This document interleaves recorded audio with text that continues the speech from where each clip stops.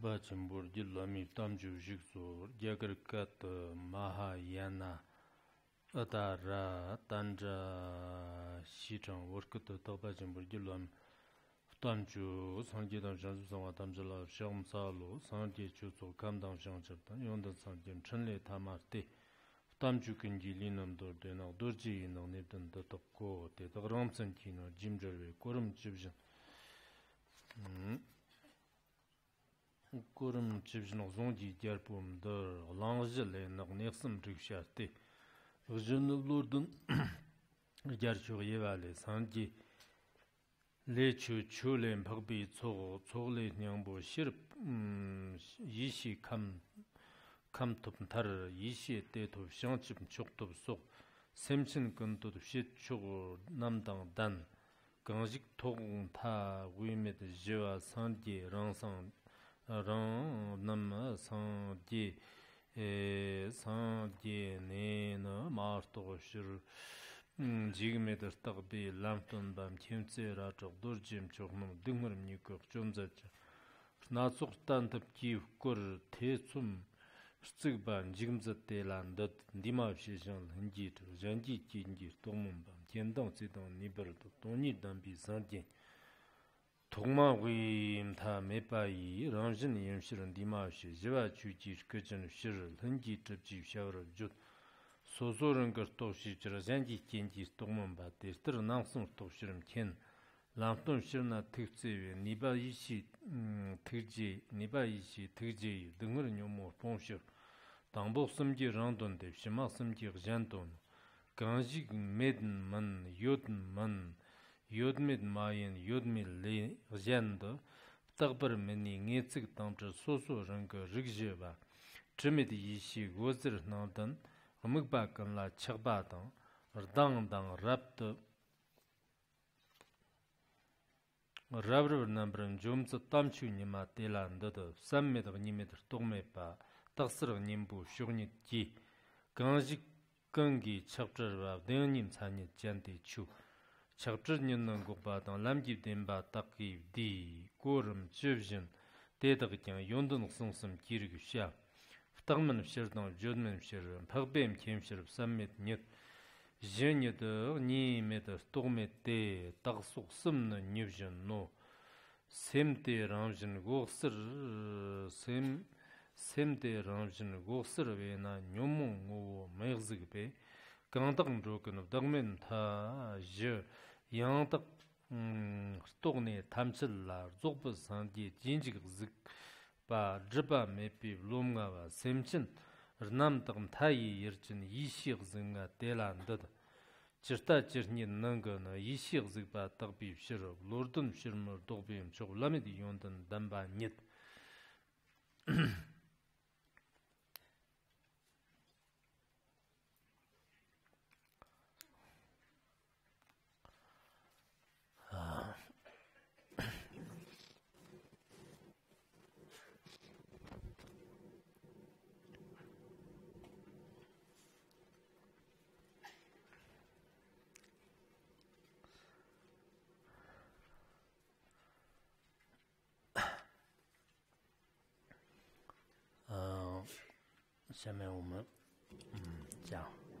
Let's now continue with the Uttara Tantra Shastra.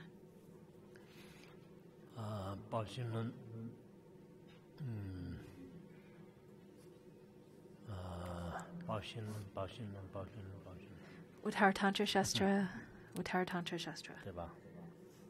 Right?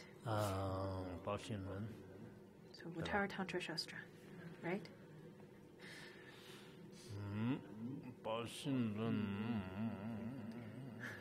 Uttara Tantra Shastra.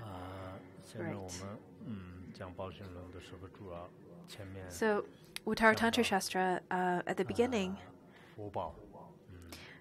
it talks about the jewel of Buddha. The second one is, the second Vajra point is Dharma. Talks about the Dharma that is his teaching. First, it's presenting of the subject matter by means of appraise.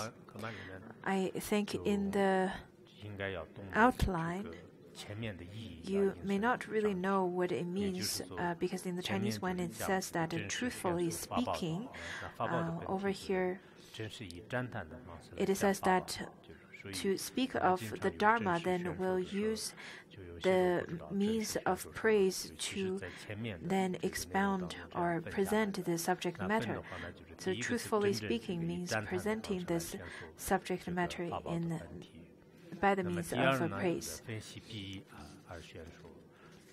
The second point is explaining the meaning of praise presented in categories. And the third one is summary of categories in terms of truth of cessation and the truth of path. Then in the outline, it talks about the explanation of reasons by combining the praise and its meanings. The subject that we are talking about and who is talking about this. So it's a combination of the praise and its meaning.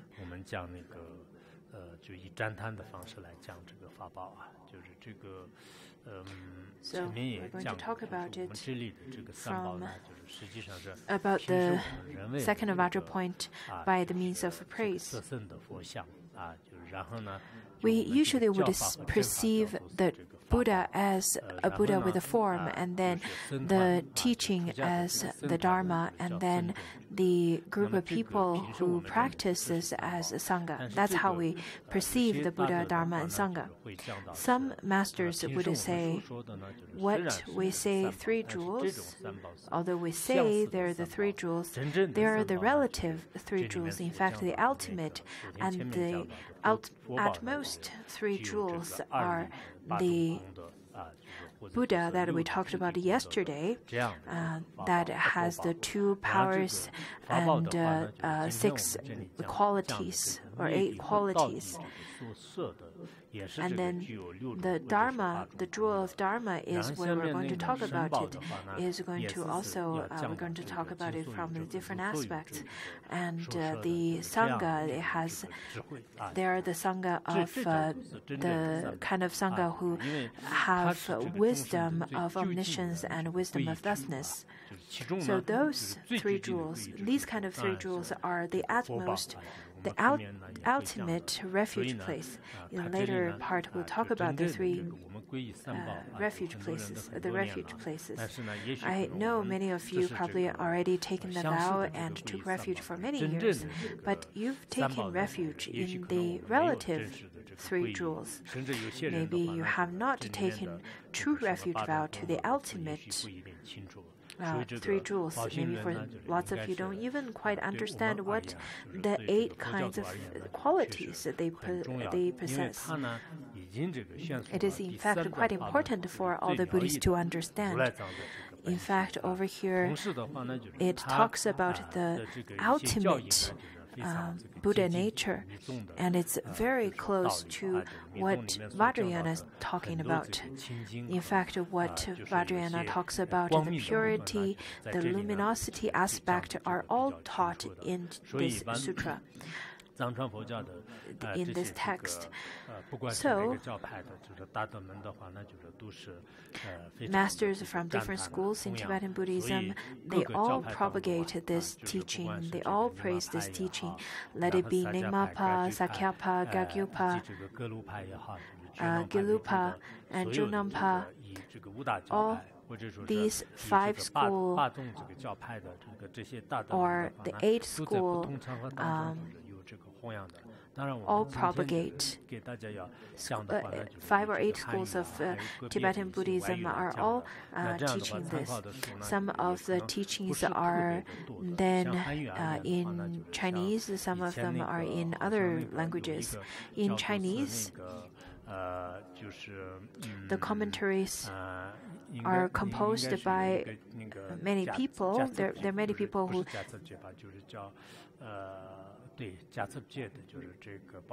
taught on this, and there are many translations.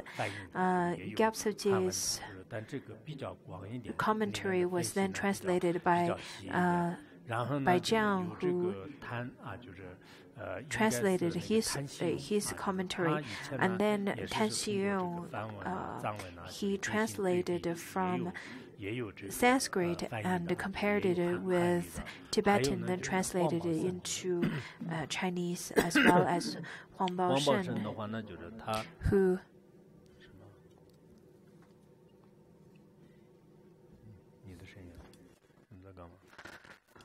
What are you doing? Making noises.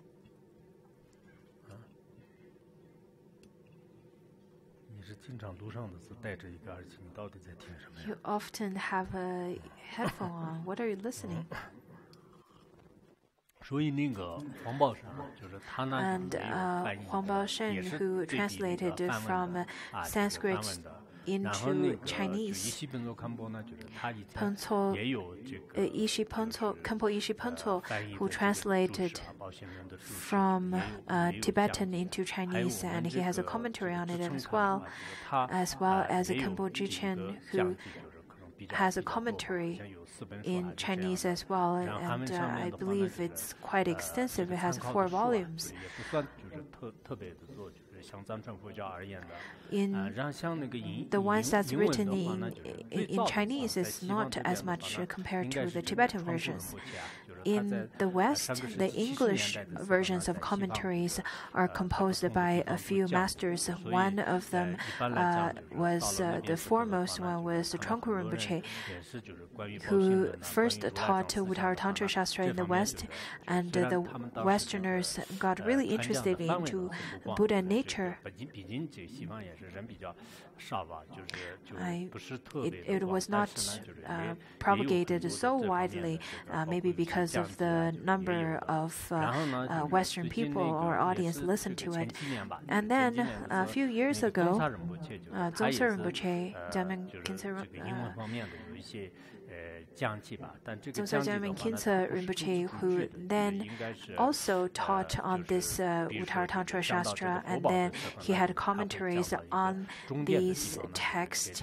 He didn't really explain it word by word or stanza by stanza, but he picked a few stanzas. Those are quite important, and then would expand on that. And then Tsochum Gyatso Rinpoche, who also had a commentary on this text. It's not too extensive either, but those are the available commentaries that's in English. I think in Japanese, not really many, but in other versions, in other languages, there are quite a few. Some of them who translated different commentaries and translated Asangas or Mipa Rinpoche's commentary, just as Dzongse Gyalmen Khyentse Rinpoche, who then taught on the text of this sutra based on the commentary from Mipa Rinpoche. Anyhow, it was from the Mipa Rinpoche's point of view or perspective. I think it's rather limited compared to the ones that we have in Tibetan language. I myself, unfortunately, don't have enough time to translate all the commentaries. Each of the commentaries would be leaning a bit differently. Some of them are leaning more towards the other empty, and the others probably leaning more towards the self-empty aspect in terms of emptiness. So my hope to you is that when you are studying Uttara Tantra Shastra, you should then read more into the commentaries and contemplate more on yourself. I see lots of the groups here who participate in the after-class discussion group. They are more attentive during classes, mostly because they don't want to they don't want to lose their face during the after-class presentation. So some of these kind of pressures are quite necessary to think about. You learned something from school only because they had exams, isn't it? Anyhow, all session beings have Tadagata, and it means that you will have the opportunity to dig out lots of wisdom and compassion out of it. Just as Nagarjuna who said that in the iron if there's no gold in the iron, then it doesn't matter how much you try, you won't be able to get gold out of iron. But since we have gold in our Buddha nature, then we can definitely dig out those gold of wisdom and compassion out of our Buddha nature.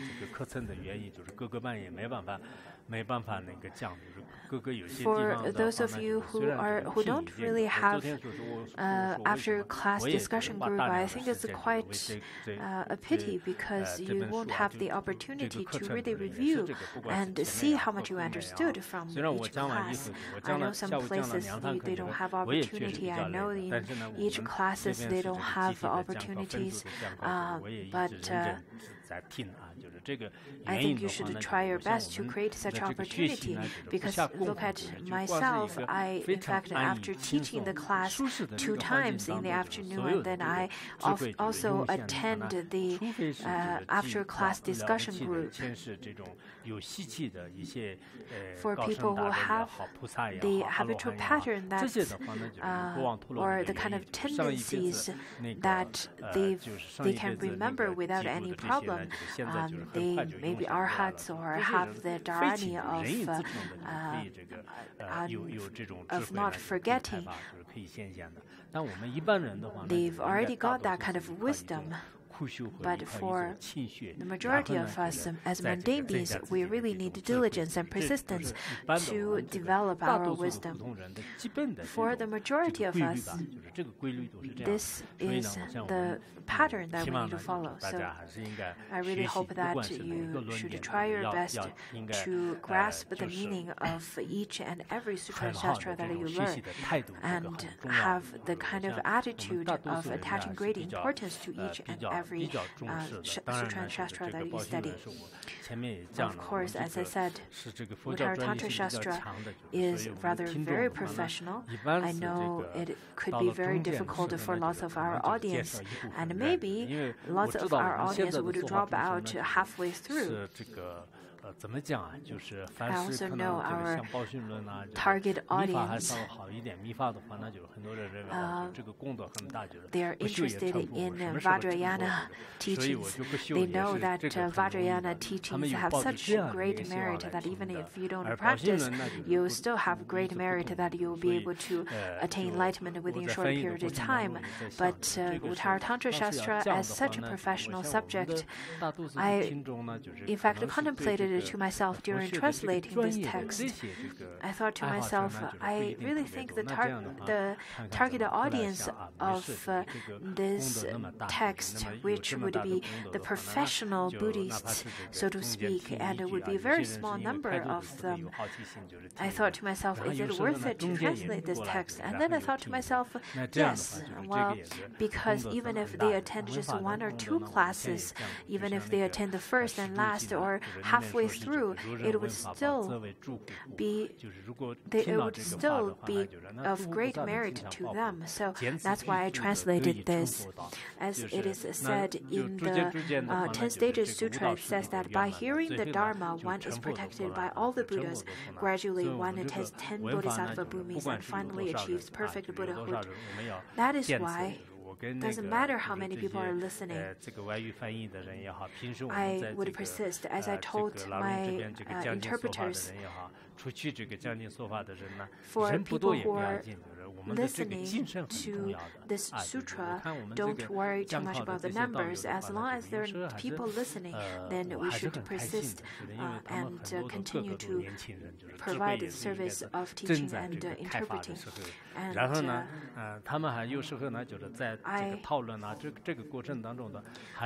during my inspections, walking around the after-class discussion group, I noticed that lots of their debates are quite interesting.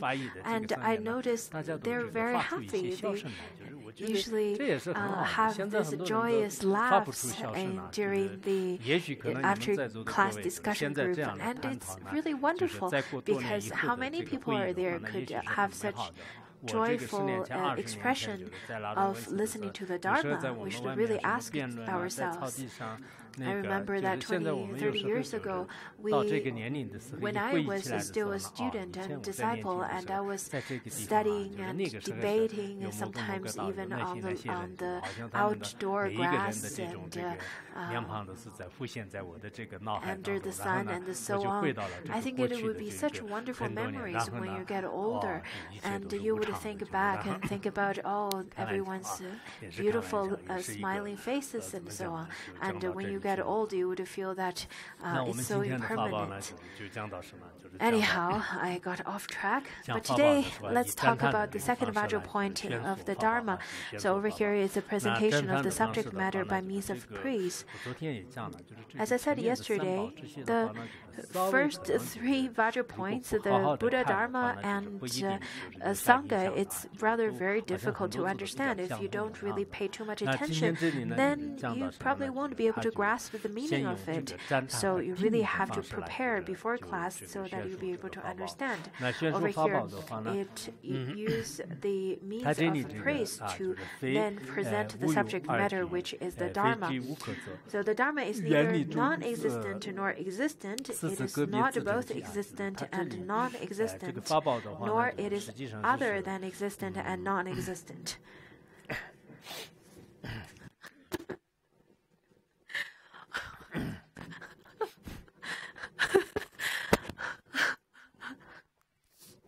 So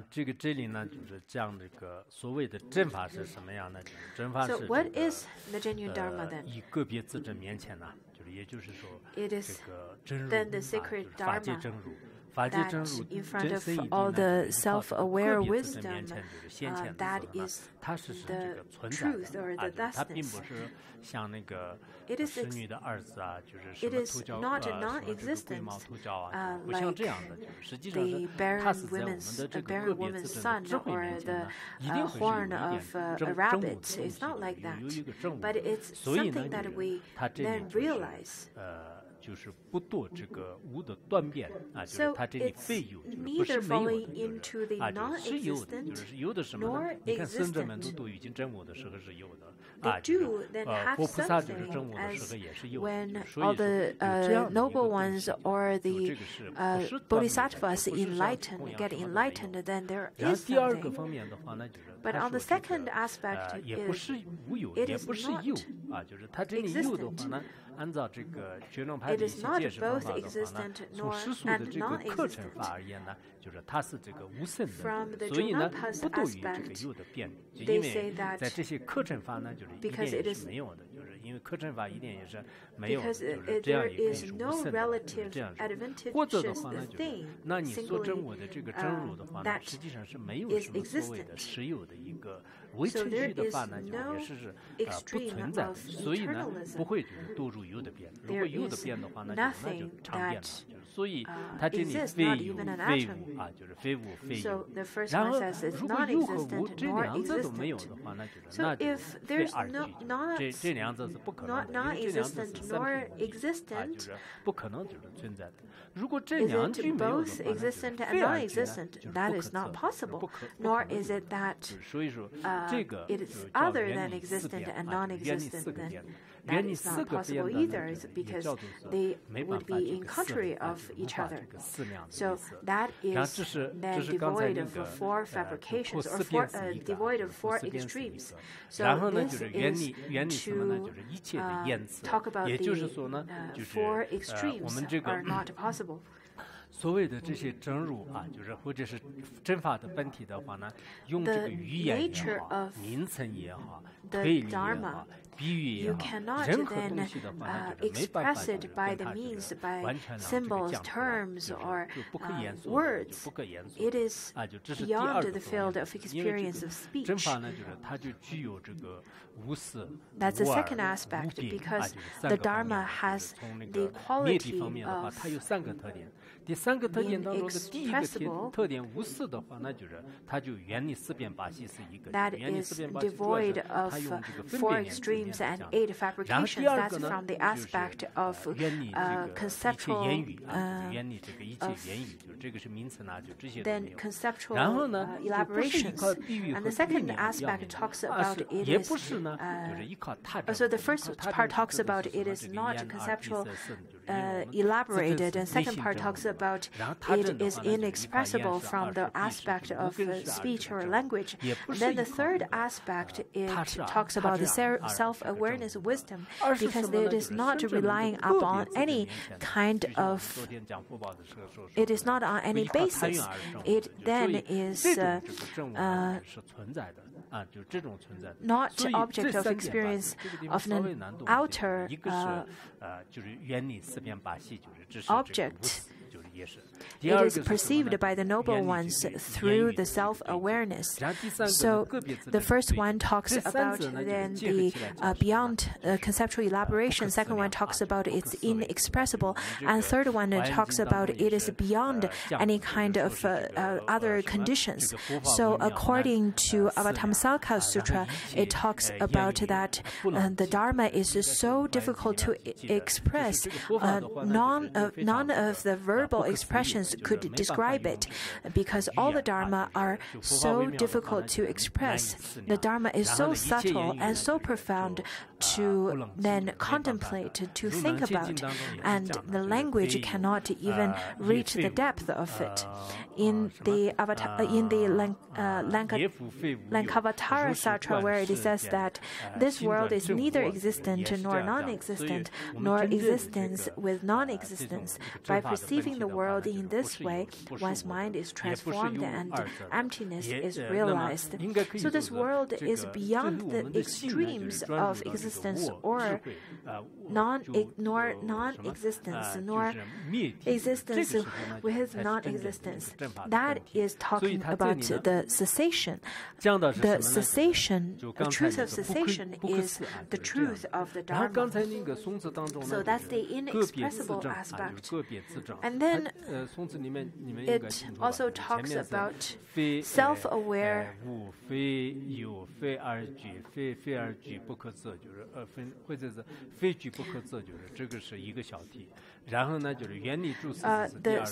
self-aware is the third aspect. So the first aspect, it talks about non-dual. Second aspect, it talks about no other.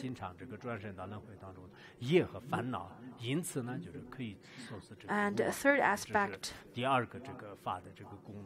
so the second aspect is that the Dharma is without defilement. It is devoid of karma and defilement. That's the second aspect. In the Chinese version, there's something that's lost. You should fix it. It says it's non-discriminative.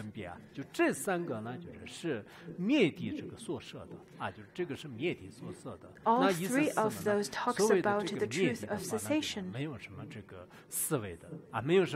That talks about the truth of cessation is beyond conceptual elaboration and words.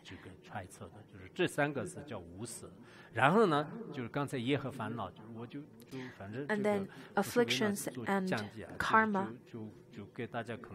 I'm not saying this to make the transcript, so I'm really just repeating it myself because at first it is a little bit difficult to understand, and maybe that's how you feel. So the second one is non-dual, and third one is without discrimination. The first one talks about the truth of uncreated. There's no obscuration, there's no afflictions, and that is the truth of cessation. So the truth of Dharma has three aspects. From the aspect of cessation, it talks about the non-dual, non-conceptual elaboration, and inexpressible. And the second part of this stanza says that the Dharma is without defilement, holding the brilliant light rays of primordial wisdom is fully defeated attachment, aversion, and ephemeris. With regard to all objects of perception, I bow down to the Son of sacred Dharma. Second part then talks about how the Dharma then purify the defilement. The second one is the brilliant light of wisdom, is to dispel the obscurations of cognition and obscuration.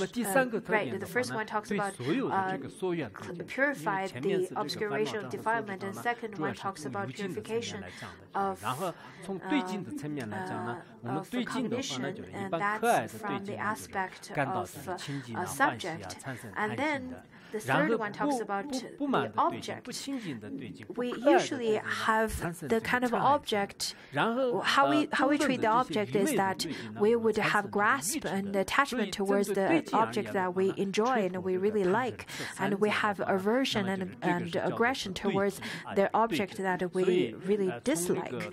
So the third one talks about remedy.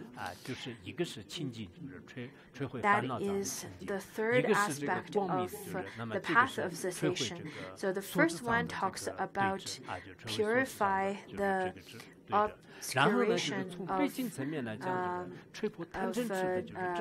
affliction. Second one talks about to purify or use the light to then shine over the obscuration of cognition.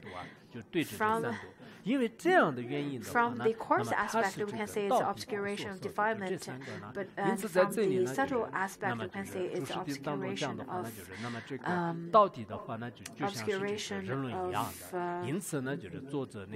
cognition. But that's the other aspect.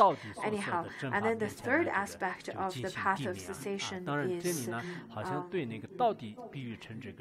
then to have the remedy towards how we then perceive the object. And to this kind of Dharma, I bow down to the Son of sacred Dharma.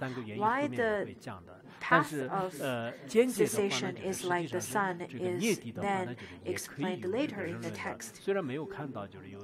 In fact, the truth of cessation also have the quality of the sun as well, although it is not explained in lots of the commentaries. It talks about how the correct Dharma is like the sun. It's the correct Dharma that is then led by the path of cessation as well as the truth of cessation. So from the verse aspect, when we look at how the verse is composed, we can see the sun is more likely talking about the path of cessation, but indirectly it also talks about the truth of cessation is also like the sun. If you only say that the path of cessation is like the sun, then I think the truth of cessation won't be happy about it. Then the truth of cessation may feel that Lord Maitreya is being rather biased towards the path of cessation. Why only prostrate to the path of cessation, not me, the truth of cessation then? Maybe Lord Maitreya feels that it's only the path of cessation needs some prostration, not to the cessation itself.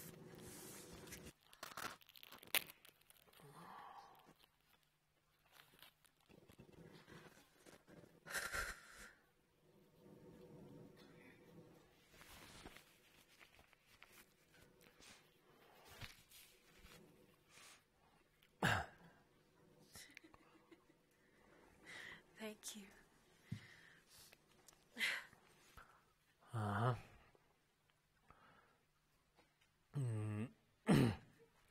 然后下面就是讲这个分析它的意义啊。Now to continue and then conclude. 也是讲那个真法的法相啊，就真法的法 It 相 talks about the characteristics of the correct Dharma. 6个实体，然后呢，就8种这个繁体方面，繁体方面分的话呢，就是有8种，就是 It has the 8 entities quality and then the aspect of 8. So why 8 out of 6? Because we would say that the entity is the same, but it could have different aspect. Just as when we look at a polar, just when we look at a pole, we can say that the pole is impermanent, it's ever-changing, it's empty. Those are all the aspects of the pole, but the pole itself has only one entity, but it has many aspects. So that's the difference. There are the 6 qualities. If you understand the previous one, it's rather quite easy. I hope that you could memorize this. I hope you could memorize this particular stanza as well. For those of you who memorized the stanza from yesterday, they feel quite successful of memorizing it. Maybe you'll be able to memorize it now, but it's quite important to remember it later. And we'll see. Maybe we'll quiz someone after class to see if they can memorize it.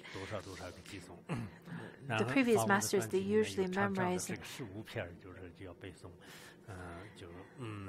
They memorize many stanzas, and just as Pangsop Rinpoche's biography says that he memorized many texts and verses. Anyhow, this particular verse, I hope that you should memorize it. It says that inconceivable, free from the true veil and from thought, being pure, clear, and playing the part of an antidote. Inconceivable, free from the two, and free from the thought are the three aspects of truth of cessation. And then being pure, clear, and playing part as an antidote, all those 3 are the aspects of path of cessation.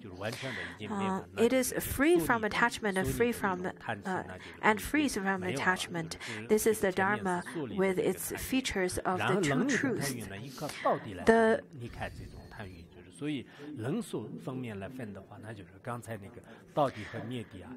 The path and truth of path of cessation and truth of cessation are the 2 truths over here. The truth of cessation, truth of the path of cessation. So adding all these previous characters together, those are 8. If without the 2 truths added over here, then they are the 6 characteristics. The content here is rather very similar to the previous one, but it's a more elaborate explanation over here. So in the The first consists the fact that is inconceivable, in that it cannot be grasped by a conceptual understanding. It is free from the two, which is the karma and affliction. Because how could cessation, truth of cessation, have any karma or affliction? So that's the second point. And third point, it is that it is free from their cause, which is improper conceptual activity. We, in fact, have lots of improper conceptual activity. We constantly think that everything's constant and don't change, it's permanent, and we think that I permanently exists, and so on. Those are improper conceptual activities. And then the next three talks about consists the fact that is pure, since the defilements that obscure the essence have been purified.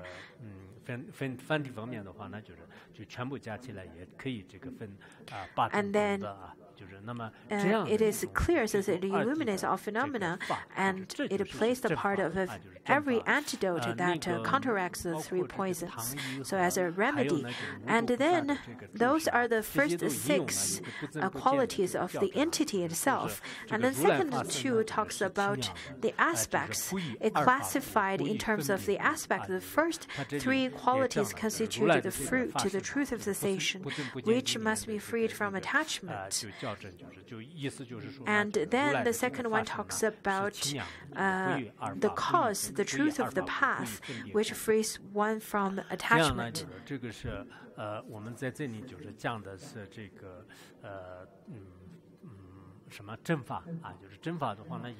Over here, we're talking about the Dharma. When we talk about the Dharma, we sometimes we would think just as how Vasubandhu would say that it has the doctrine and the practice of the doctrine. But over here, it talks about the 8 kinds of aspects or the qualities of the Dharma. And whenever you then contemplate next time, you should then really ask yourself, are you really practicing the Dharma accordingly to what it is described over here? I think nowadays people only consider the Dharma book as the Dharma or teaching as a Dharma, but the truth of the Dharma, the nature of the Dharma are still not understood by them. I think for those of you who study Uttara Tantra Shastra, you should at least have some kind of understanding and don't hand in a blank, empty test and return it to me. I think that's very disappointing. Therefore, every day, whenever we have classes, at least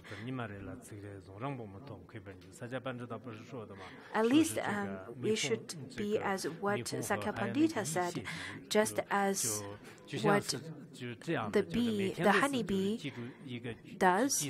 They would, just like how the honeybee would go and get honey from each flower, we should at least then remember 1 or 2 stanzas or 1 or 2 teachings of the Dharma every day.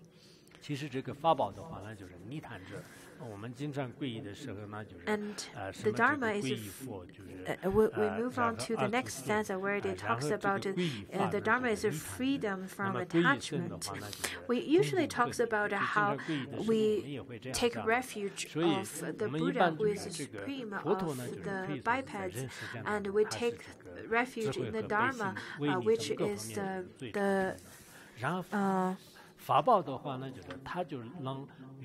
which is the supreme of devoid of all attachment, because Dharma has such capacity to then cut through all the attachment that we have. In fact, in terms of the Dharma, then it talks about the truth of cessation and truth of path of cessation.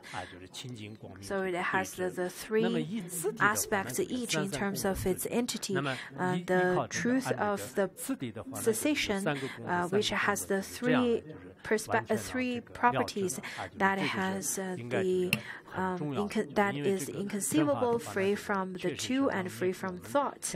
And then the property of the path of cessation has also three that are pure, clean, and antidote. On top of that, the two truths. Adding onto all of those are the 8 aspects that attach to the entities. People nowadays, they have such great suffering. It's only because they still have not have Dharma in their life. That's why they suffer. Once people understand what Dharma is, the Dharma that is then of the truth of cessation and path of cessation, then they won't suffer anymore. In the Great Heap Jewel Sutra, it says that one who realizes the peaceful nectar-like Dharma will eliminate attachment to all compounded phenomena. In another word, to all forms. This person is the authentic heir of the Tathagata who achieves peaceful state and dispels fear of this world. So whomsoever is already understood that, then they are the true heir of the Tathagata. You have to then understand this to be able to taste such peaceful state. Just as the one who tastes the sugar would know what sugar tastes like. So you have to really experience it yourself. I'm not sure you have ever experienced that. You can look at people who are good at practice and who dedicate lots of time in terms of their studying and contemplation. Do they have suffering? Yes. As mundane beings, we all do. But as Nipa Rinpoche said, their suffering are just like spring breeze. You can feel the spring breeze, you can feel the wind, but it's not going to cause you any suffering, or at least not much suffering. So let's not talk about being the true Tathagata first. Let's talk about how this could bring great peace and happiness and calmness into our own life. And often I ponder upon this myself. Doesn't matter how much suffering, how much obstacles you have in this life. If you've encountered Dharma, then you won't suffer as much. For people who then don't study the Dharma, when they encounter Dharma, when they encounter obstacles, when they encounter troubles, then the way they face their troubles are completely different than those who practice the Dharma. Therefore, I myself have great gratitude towards my teacher, towards the Dharma, because it is because when I face any obstacles, I don't feel that much suffering. It is, and when people come and show me gratitude for my teaching have alleviated their suffering and afflictions, I feel that I'm only the thread that bridges the Dharma that's taught by the lineage masters to them.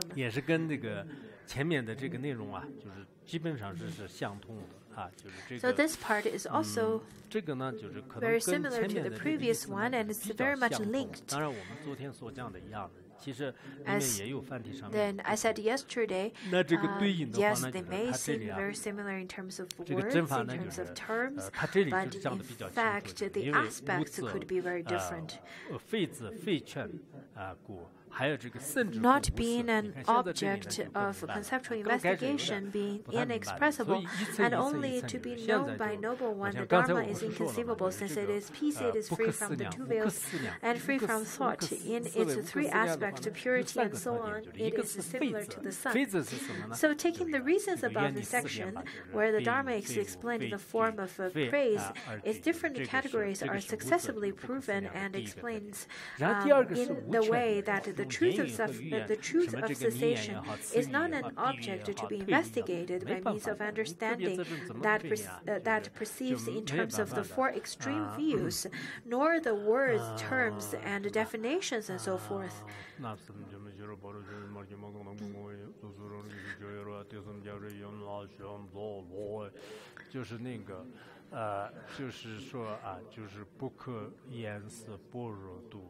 It is said that in the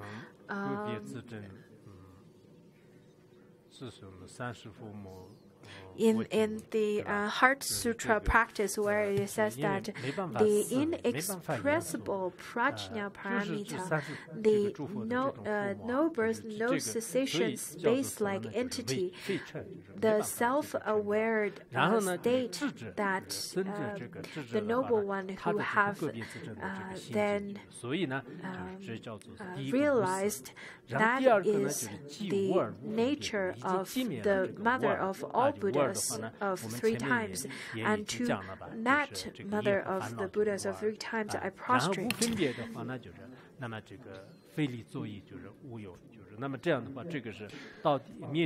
So we've already talked about the inconceivable aspect, and then talks about the self-aware primordial wisdom that is present during meditation. Those are the 3 aspects of truth of cessation. And then the second talks about the truth of path of cessation, which talks about the purifying aspect, pacifying the karma and the pollution of mental poisons, which is affliction. And then the second one talks about the illumination or the clarity aspect. And the one that frees from 2. And third one talks about the aspect of antidote. So those 3 aspects of truth of path of cessation. And that is the Dharma that's just like the sun. Because you cannot stick any stickers onto the sun just like that. Just like the sun is without defilement, then the path is also free from defilement. A second metaphor of the sun is because the sun illuminates whatever is visible. So the truth of the path illuminates all the aspects of the knowledge or all phenomena. And then the third one talks about how the sun acts as an antidote that overcomes darkness. So that's the truth of the path acts as the antidote. Therefore, in general, there are the 6 qualities of the truth of 6 qualities of the Dharma as an entity. So to that, which is the Dharma, we should prostrate, we should pay reverence.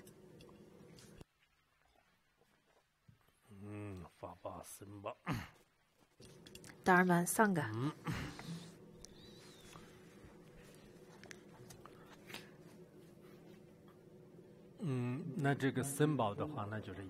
So the third Vajra point, Sangha, it also has a similar outline. The first one talks about the essence of the Sangha whose members hold this teaching, and then the second one talks about presentation of the subject matter by means of a praise. So that's the first verse we're going to talk about, and then we're probably going to cover 2 verses from this part, from the third Vajra point. So over here, In fact, Sangha, who are the Sangha? We usually often would describe Sangha as bodhisattvas or so on, or members or assemblies. But over here it talks about who is the ultimate Sangha. The ultimate Sangha, in fact, are the wisdom of omniscience and wisdom of suchness. The wisdom of knowing ultimate truth of the true emptiness. And then in terms of all the manifestations, of knowing all the manifestations, including the karma and samsara and the three jewels, those are called then wisdom of omniscience. In our understanding, that's how we see the wisdom of omniscience and wisdom of suchness. But over here, it's actually different than how we usually take it. So let's look at the text, how it explains. The mind is being by nature clear light. They have seen the poison to be essenceless.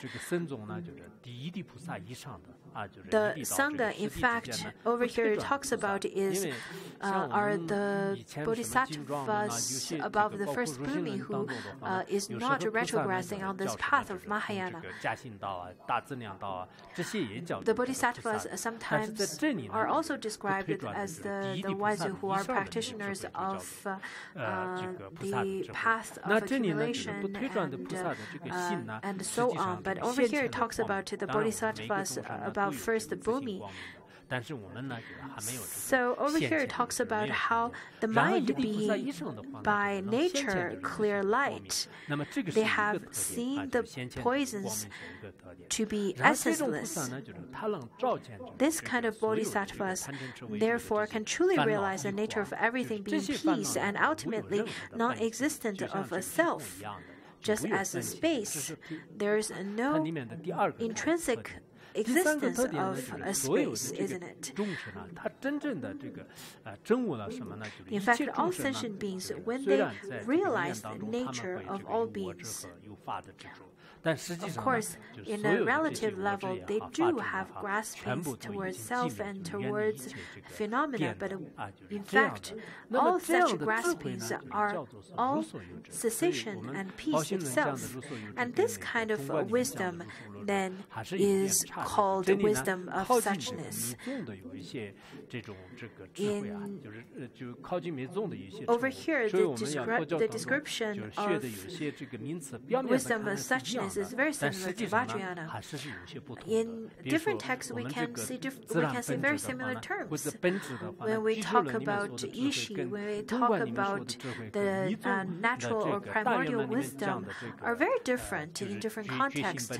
The ones that's talked about in Madhyamika, in Mahaati, and in different texts, they're very different. So maybe in terms of the words, they're the same, but the meanings are very different. Anyhow, the bodhisattvas above the first Bhumi, they then realize the truth of their nature, and they see the clear nature of all sentient beings, and they have understood the true selflessness of both self and phenomena. So that's the first aspect, which is called the wisdom of suchness. And the second part talks about the wisdom of omniscience. What is it?